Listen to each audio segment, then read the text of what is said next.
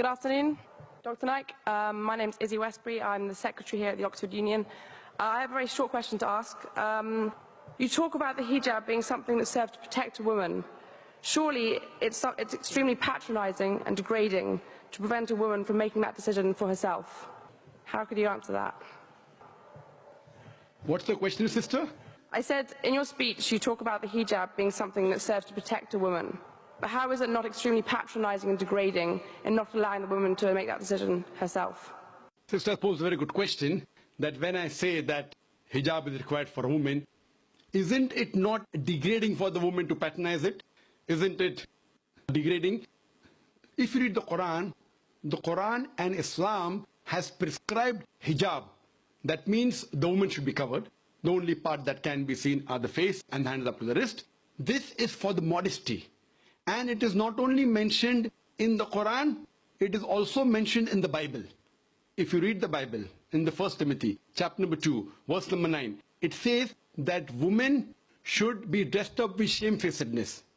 They should be dressed up with sobriety and should not wear braided hair or gold or pearls. It's further mentioned in the 1 Corinthians, chapter number 11, verse number 5, 6. The woman that does not cover her head, then she dishonors her head.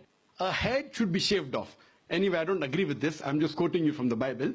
Same way, if you go to the Vedas, it says that the woman should cover the head. So all the religious scriptures, they talk about the woman covering their head. It is for modesty.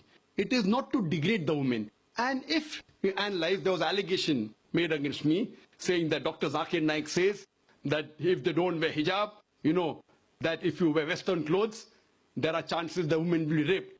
It is a misquotation again.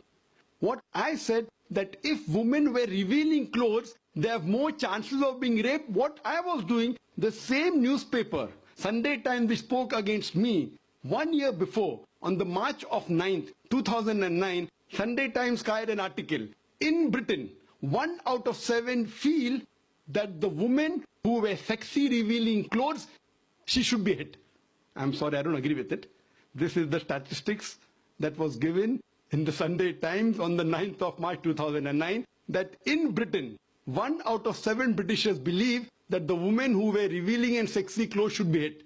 I disagree with this.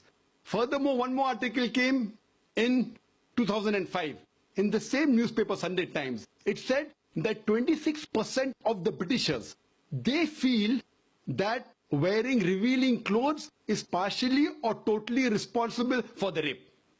So what I say, that the more modestly you are dressed up, you are respected more. So Islam has prescribed the modest hijab for the woman, not to degrade her but to uplift her. I do agree there may be cultural differences. Islam cannot force anyone to adopt it. There are cultural differences. For example, I'll give you an example. That some societies, what they feel, that even looking at a woman is immodest. Some societies feel looking is no problem, but touching a woman is immodest. Some of the societies feel shaking hands is no problem. Some societies feel kissing no problem. Some societies feel doing anything as long as both agree is no problem. Different societies and different cultures have got different rules and regulations. When I went to America, while I was giving a talk, one of the Americans told me, "You Eastern women, you're immodest." I was shocked. So I said, "Why do you call the Eastern women immodest?" He told me, "You Eastern women, you expose your belly." So in America and Western country, exposing belly is immodesty. In India, exposing belly is not immodesty, wearing shorts is immodesty. So what I've realized, sister, there's different culture, there's different system.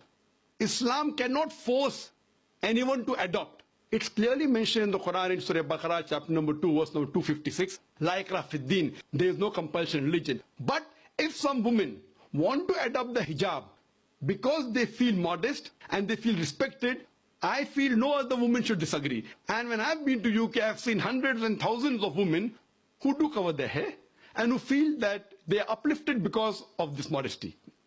Hope that answers the question.